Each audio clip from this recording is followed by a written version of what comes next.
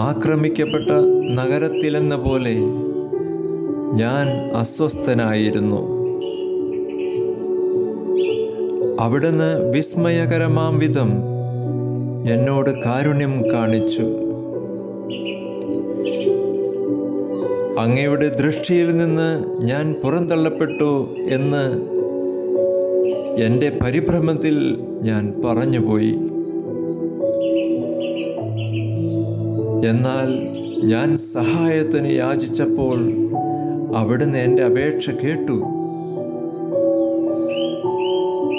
കർത്താവിൻ്റെ വിശുദ്ധരെ, അവിടുത്തെ സ്നേഹിക്കുവൻ. അവിടുന്ന് വിശ്വസ്തരെ പരിപാലിക്കുന്നു. അഹങ്കാരികളെ കഠിനമായി ശിക്ഷിക്കുന്നു. കർത്താവിനെ കാത്തിരിക്കുന്നവരെ ദുർബലരാകാതെ ധൈര്യം അവലംബിക്കുവിൻ.